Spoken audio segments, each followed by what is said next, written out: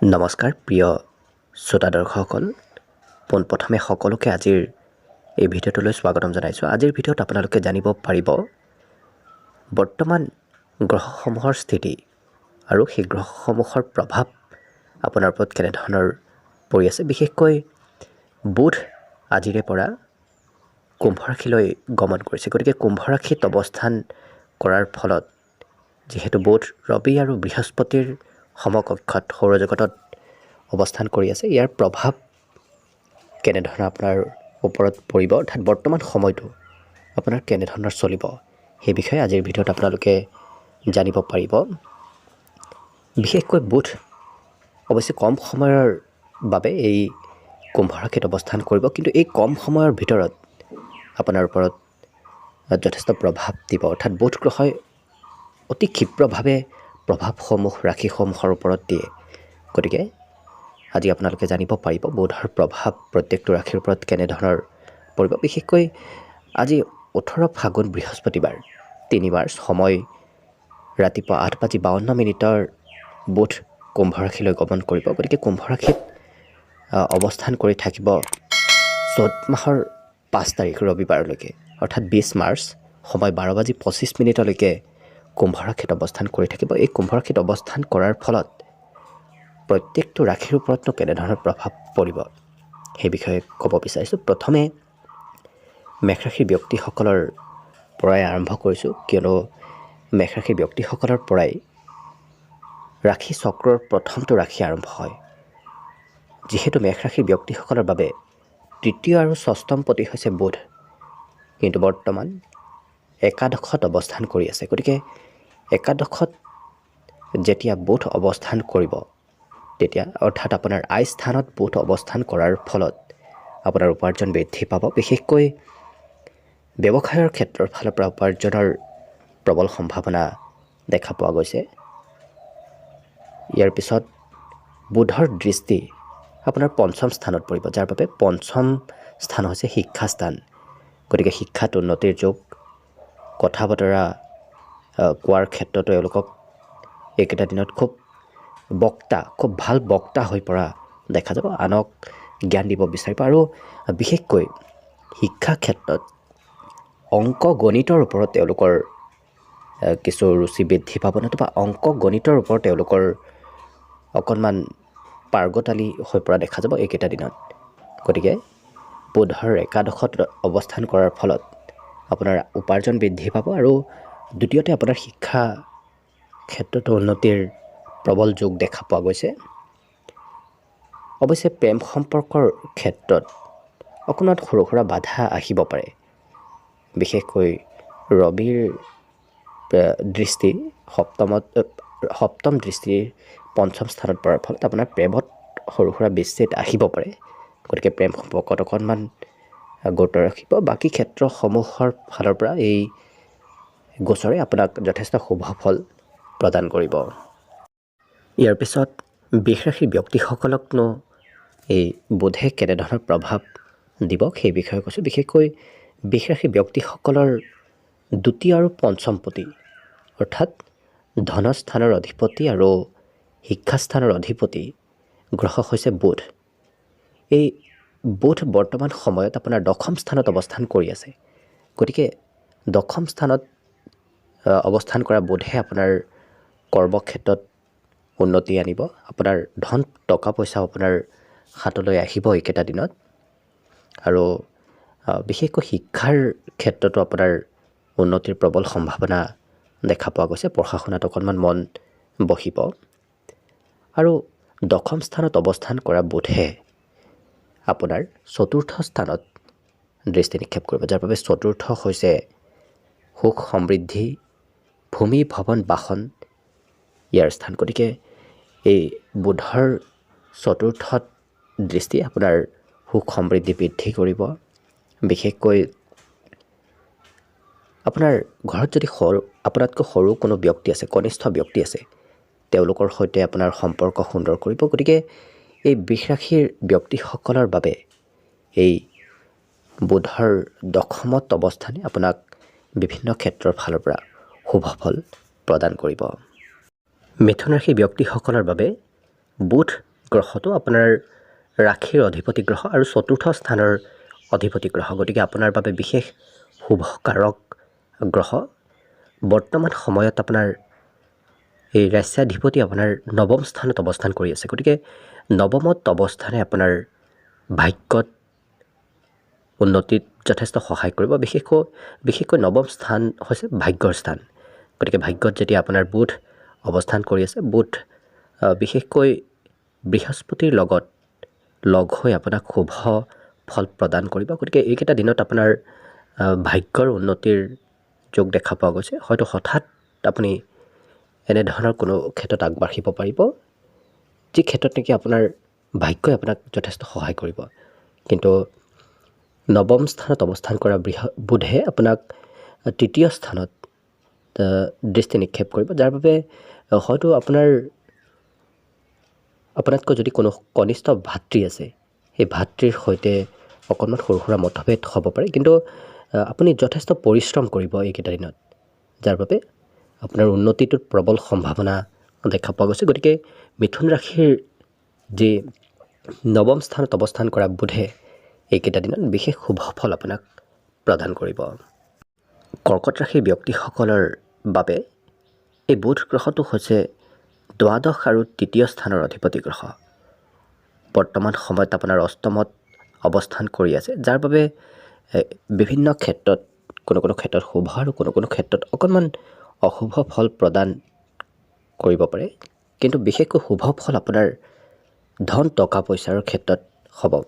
আৰ্থিক উন্নতিৰ প্ৰবল সম্ভাৱনা দেখা পোৱা গৈছে, গতিকে আপোনাৰ হাতলৈ ধন আহিব, কিন্তু স্বাস্থ্যত অকণমান হয়তো দুৰ্বলতা আহিব পাৰে। বিশেষকৈ স্কিন সম্পৰ্কীয় সমস্যাই সৰু সুৰা সমস্যাই দেখা দিব পাৰে। গতিকে বিশেষ নিজৰ স্বাস্থ্যৰ অকণমান যত্ন ৰাখিব। বিশেষকৈ আৰ্থিক ক্ষেত্ৰৰ ফালৰ পৰা শুভ ফল প্ৰদান কৰিব এইকেইটা দিনত বুধৰ আপোনাৰ অষ্টমৰ অৱস্থানে। গতিকে এই কৰ্কট ৰাশি ব্যক্তিসকলৰ বাবে এনেধৰণৰ প্ৰভাৱ এইকেইটা দিনত প্ৰদান কৰিব। ইয়াৰ পিছত সিংহ ৰাশি ব্যক্তিসকলৰ বাবে বুধ গ্ৰহটো হৈছে একাদশ আৰু দ্বিতীয় স্থানৰ অধিপতি, অৰ্থাৎ আপোনাৰ আয় স্থান আৰু আপোনাৰ ধনস্থানৰ অধিপতি হৈ বৰ্তমান সময়ত সপ্তমত অৱস্থান কৰিছে, যাৰ ফলত সপ্তমত অৱস্থান কৰাৰ ফলত আপোনাৰ বেপাৰ বাণিজ্যৰ ক্ষেত্ৰৰ ফালৰ পৰা ধন প্ৰাপ্তিৰ প্ৰবল সম্ভাৱনা দেখা পোৱা গৈছে। আৰু বিবাহিতসকলে পত্নীৰ ফালৰ পৰা কিছু ধন লাভ কৰিব পাৰিব। বিশেষকৈ এই বুধ যি আপোনাৰ সপ্তম স্থানত অৱস্থান কৰি আছে, সপ্তম স্থানত অৱস্থান কৰাৰ ফলত আপোনাৰ ৰাশিৰ ওপৰত পূৰ্ণ দৃষ্টি দিছে, যাৰ ফলত আপোনাৰ ব্যক্তিত্বত হয়তো কিছু সৰুকালত যি কাম কৰি ভাল পায়, নতুবা সৰুকালত আপুনি কিছু কৰিব বিচৰা কাম হয়তো এতিয়াও আপুনি কৰিব বিচাৰিব পাৰে। অৰ্থাৎ আপোনাৰ ব্যক্তিত্বত কিছু সৰু ল'ৰা ছোৱালীৰ দৰে আচৰণ হয়তো হ'ব পাৰে। কিন্তু এই ৰাশি ব্যক্তিসকলৰ বাবে এই গোচৰ ফলে আপোনাক যথেষ্ট শুভ ফল প্ৰদান কৰিব। বিশেষকৈ ধন প্ৰাপ্তিৰ প্ৰবল সম্ভাৱনা দেখা পোৱা গৈছে। গতিকে এনেধৰণৰ প্ৰভাৱ আপোনালোকে এইকেইটা দিনত লাভ কৰিব পাৰিব। কন্যা ৰাশি ব্যক্তিসকলৰ বাবে ৰাশিৰ অধিপতি গ্ৰহ আৰু দশম স্থানৰ অৰ্থাৎ কৰ্মস্থানৰ অধিপতি গ্ৰহ হৈছে বুধ। বৰ্তমান সময়ত ষষ্ঠ স্থানত অৱস্থান কৰি আছে, যাৰ বাবে বিশেষকৈ ষষ্ঠ স্থানত আপোনাৰ ৰাশিৰ অধিপতি গ'লেও বিশেষ অশুভ ফল প্ৰদান নকৰে, কিন্তু স্বাস্থ্যত অকণমান হয়তো প্ৰভাৱ দিব পাৰে। বিশেষকৈ স্কিন সম্পৰ্কীয় সমস্যাই দেখা দিব পাৰে। তেনে ক্ষেত্ৰত আপোনাৰ অকণমান খৰচো বৃদ্ধি পাব পাৰে। কিন্তু বৈদেশিক ভ্ৰমণৰ সৰুকৈ এটা যোগ দেখা পোৱা গৈছে। গতিকে এইকেইটা দিনৰ ভিতৰত আপুনি হয়তো ক'ৰবালৈ যাত্ৰা কৰিব পাৰে, নতুবা ক'ৰবাত যোৱাৰ সুবিধা হয়তো আপুনি লাভ কৰিব পাৰে। কিন্তু কৰ্মক্ষেত্ৰত আপোনাৰ উন্নতিৰ যোগ দেখা পোৱা গৈছে। নতুন কৰ্ম সংস্থাপন প্ৰাপ্তিৰ প্ৰবল সম্ভাৱনা দেখা পোৱা গৈছে। গতিকে এনেধৰণৰ প্ৰভাৱ আপোনালোকৰ ওপৰত পৰিব এই বুধৰ ৰাশি সঞ্চাৰৰ ফলত। ইয়াৰ পিছত তুলা ৰাশিৰ ব্যক্তিসকলৰ বাবে বুধ হৈছে নৱম স্থান অৰ্থাৎ ভাগ্যস্থান আৰু দ্বাদশ স্থানৰ অধিপতি অৰ্থাৎ ব্যয় স্থানৰ অধিপতি হৈ বৰ্তমান সময়ত পঞ্চমত অৱস্থান কৰি আছে। গতিকে পঞ্চমত বুধৰ অৱস্থানে আপোনাৰ শিক্ষাত উন্নতিৰ যোগ দেখা পোৱা গৈছে আৰু বিশেষকৈ প্ৰেম সম্পৰ্কৰ ফালৰ পৰা দিনকেইটা যথেষ্ট সুন্দৰ। বিশেষকৈ তুলা ৰাশিৰ ব্যক্তিসকলৰ বাবে পঞ্চমত বুধৰ অৱস্থানে আপোনাৰ কিছু প্ৰেমত সফলতা প্ৰাপ্তিত সহায় কৰিব আৰু পঞ্চমৰ বুধে আপোনাৰ সপ্তম দৃষ্টিৰে আপোনাৰ একাদশ স্থানত দেখা পাব, যাৰ বাবদ আপোনাৰ উপাৰ্জন কিছু বৃদ্ধি পাব। বিশেষকৈ এই ৰাশিৰ ব্যক্তিসকলে কিছু হয়তো বেপাৰ বাণিজ্যৰ ফালৰ পৰাও ধন উপাৰ্জন কৰিব পাৰে। বিশেষকৈ ব্যৱসায়ৰ ক্ষেত্ৰৰ ফালৰ পৰা ধন উপাৰ্জনৰ পথ আপোনাৰ মুকলি হ'ব আৰু যিসকল ব্যক্তি কম্পিউটাৰ টেকনিকেল ক্ষেত্ৰৰ লগত জড়িত হৈ থাকে তেওঁলোকৰ উপাৰ্জন বৃদ্ধিত অকণমান বৃদ্ধি হ'ব। গতিকে এই বুধৰ আপোনাৰ পঞ্চম স্থানৰ অৱস্থান আপোনাক এনেধৰণৰ প্ৰভাৱ এইকেইটা দিনত দিয়া দেখা যাব। বৃশ্চিক ৰাশি ব্যক্তিসকলৰ বাবে বুধ গ্ৰহটো হৈছে অষ্টম আৰু একাদশ স্থানৰ অধিপতি, অৰ্থাৎ আপোনাৰ আয়ুস স্থানৰ আৰু উপাৰ্জনৰ পথৰ স্থানৰ অধিপতি গ্ৰহ হৈ বৰ্তমান সময়ত চতুৰ্থ, অৰ্থাৎ আপোনাৰ সুখ সমৃদ্ধিৰ স্থানত অৱস্থান কৰি আছে। গতিকে বুধৰ সুখ সমৃদ্ধিৰ স্থানত অৱস্থানে আপোনাৰ সুখ সমৃদ্ধিত বৃদ্ধি কৰিব। আপোনাৰ ভূমি ভৱন বাহন প্ৰাপ্তিৰ প্ৰবল সম্ভাৱনা দেখা পোৱা গৈছে এইকেইটা দিনত। কিন্তু মাতৃৰ সৈতে অকণমান হয়তো সম্পৰ্ক কিছু খেলি মেলি হ'ব পাৰে। গতিকে মাতৃৰ সৈতে সুসম্পৰ্ক গঢ়ি ৰখাৰ চেষ্টা কৰক। আপোনাৰ চতুৰ্থৰ বুধে আপোনাৰ কৰ্মক্ষেত্ৰত পূৰ্ণ দৃষ্টি নিক্ষেপ কৰিব, যাৰ বাবে কৰ্মক্ষেত্ৰতো উন্নতিৰ প্ৰবল যোগ দেখা পোৱা গৈছে। কৰ্মক্ষেত্ৰত প্ৰমোশ্যন হয়তো আপুনি লাভ কৰিব পাৰে। গতিকে বৃশ্চিক ৰাশিৰ ব্যক্তিসকলৰ বাবে এই বুধৰ কুম্ভ ৰাশিৰ অৱস্থানে আপোনাক বিশেষ শুভ ফল এইকেইটা দিনত প্ৰদান কৰিব। ধনুৰাশি ব্যক্তিসকলৰ বাবে বুধ গ্ৰহটো হৈছে সপ্তম স্থানৰ আৰু দশম স্থানৰ অধিপতি, অৰ্থাৎ সপ্তম স্থান হৈছে আপোনাৰ পত্নীৰ স্থান নতুবা বেপাৰ বাণিজ্যৰ স্থান আৰু দশম স্থান হৈছে আপোনাৰ কৰ্মৰ স্থান। এই দুটা স্থানৰ অধিপতি হৈ আপোনাৰ বৰ্তমান তৃতীয় স্থানত অৱস্থান কৰি আছে।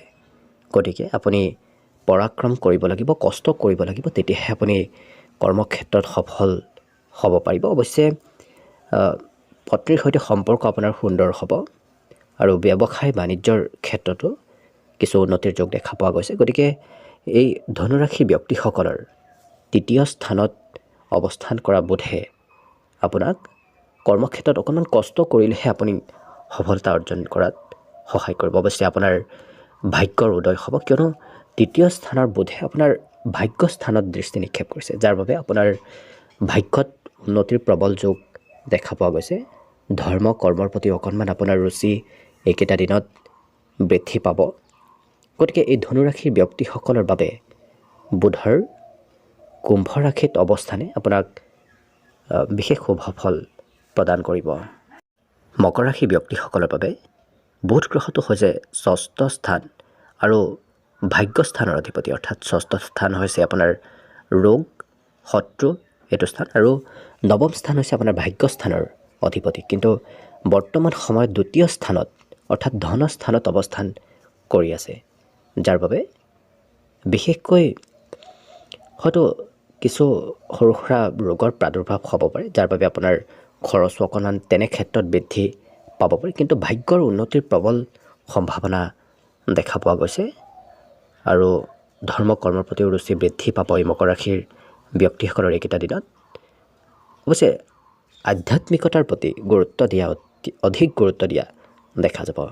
অকণমান স্কিন সম্পৰ্কীয় সমস্যাই দেখা দিব পাৰে। গতিকে অকণমান নিজৰ স্বাস্থ্যৰ এইকেইটা দিনত কিছু যত্ন ৰাখিব। কিন্তু উপাৰ্জনো কিছু আপোনাৰ বৃদ্ধি পাব পাৰে। বিশেষকৈ ব্যৱসায়ৰ ক্ষেত্ৰৰ ফালৰ পৰা আপোনাৰ উপাৰ্জন বৃদ্ধিৰ যোগ এইকেইটা দিনত দেখা পোৱা গৈছে। গতিকে এনেধৰণৰ প্ৰভাৱ এই মকৰ ৰাশিৰ ব্যক্তিসকলে এই বুধৰ দ্বিতীয় স্থানত অৱস্থানে আপোনাক এনেধৰণৰ প্ৰভাৱ এইকেইটা দিনত দিয়া দেখা যাব। কুম্ভ ৰাশিৰ ব্যক্তিসকলৰ বাবে বুধ গ্ৰহটো হৈছে পঞ্চম স্থানৰ অধিপতি, অৰ্থাৎ আপোনাৰ শিক্ষাস্থানৰ অধিপতি আৰু লগতে অষ্টম স্থানৰো অধিপতি হৈ বৰ্তমান সময়ত আপোনাৰ জন্ম ৰাশিত অৱস্থান কৰি আছে। গতিকে জন্ম ৰাশিত অৱস্থানে আপোনাক বিশেষ শুভ ফল প্ৰদান কৰিব। লগতে ৰবি আৰু বৃহস্পতি গ্ৰহও একেলগে অৱস্থান কৰি আছে, যাৰ ফলত আপোনাৰ অৰ্থাৎ এই কুম্ভ ৰাশি ব্যক্তিসকলৰ শিক্ষাৰ ক্ষেত্ৰত প্ৰবল উন্নতিৰ যোগ দেখা পোৱা গৈছে। বুদ্ধিমত্তাও আপোনাৰ কিছু বৃদ্ধি পাব। গণিত অংক শাস্ত্ৰৰ প্ৰতি আপোনাৰ হয়তো ৰুচি কিছু বৃদ্ধি পাব পাৰে। কিন্তু এই কুম্ভ ৰাশি ব্যক্তিসকলৰ ৰাশিৰ যি অৱস্থান কৰি আছে বুধে, সেই বুধ গ্ৰহৰ সপ্তম দৃষ্টি আপোনাৰ সপ্তম স্থানত পৰিব, যাৰ বাবে বিবাহৰ নতুন যুগৰ প্ৰবল সম্ভাৱনা দেখা পোৱা গৈছে। এইকেইটা দিনত এই কুম্ভ ৰাশি ব্যক্তিসকলৰ হয়তো বিবাহ হ'ব পাৰে, নতুবা বিবাহৰ আয়োজন হ'ব পাৰে। গতিকে কুম্ভ ৰাশি ব্যক্তিসকলে এইকেইটা দিনত বুধৰ আপোনাৰ ৰাশিৰ ওপৰত সঞ্চাৰে বিশেষ শুভ ফল প্ৰদান কৰিব। আৰু মীন ৰাশিৰ ব্যক্তিসকলৰ বাবে বুধ গ্ৰহটো হৈছে চতুৰ্থ আৰু সপ্তম স্থানৰ অধিপতি গ্ৰহ। গতিকে আপোনাৰ বাবে বিশেষ শুভ ফল প্ৰদায়ক গ্ৰহ হৈছে বুধ। কিন্তু বৰ্তমান সময়ত দ্বাদশত অৱস্থান কৰাৰ ফলত আপোনাৰ খৰচ অকণমান বৃদ্ধি পাব পাৰে। বিশেষকৈ ঘৰুৱা ক্ষেত্ৰত খৰচ হয়তো অকণমান বৃদ্ধি পাব পাৰে, নতুবা আপোনাৰ কিছু যদি বিবাহিত ব্যক্তি তেতিয়াহ'লে পত্নীৰ সৈতে আপোনাৰ খৰচ হয়তো অকণমান বৃদ্ধি পাব পাৰে। আৰু দ্বাদশৰ বুধে আপোনাৰ ষষ্ঠ স্থানত দৃষ্টি নিক্ষেপ কৰিব, যাৰ বাবে ৰোগ ৰিপু হয়তো অকণমান বৃদ্ধি পাব পাৰে। শত্ৰুৰ পৰা অকণমান সতৰ্ক হৈ চলিব। বাকী অৱশ্যে এই মীন ৰাশিৰ ব্যক্তিসকলৰ বাবে বুধৰ দ্বাদশত অৱস্থানে বিশেষ অশুভ ফল প্ৰদান নকৰে। খৰচ যদিও হ'ব আপোনাৰ ব্যক্তিগত ক্ষেত্ৰতে খৰচ হ'ব, ভাল কামত খৰচ হোৱা দেখা যাব। গতিকে বিশেষ কোনো চিন্তা কৰাৰ আৱশ্যকতা নাই। গতিকে আজি জানিব পাৰিলে আপোনালোকে বুধ গ্ৰহৰ কুম্ভ ৰাশিত প্ৰৱেশে আপোনাৰ প্ৰত্যেকটো ৰাশিৰ ওপৰত কেনেধৰণৰ প্ৰভাৱ দিব সেই বিষয়ে জানিব পাৰিলে। গতিকে আশা কৰিছোঁ সকলোৰে দিনবোৰ যেন খুব সুন্দৰভাৱে পাৰ হওক, তাৰেই কামনা কৰি আজিৰ বাবে ভিডিঅ'টো ইমানতে সামৰণি মাৰিলোঁ। ধন্যবাদ।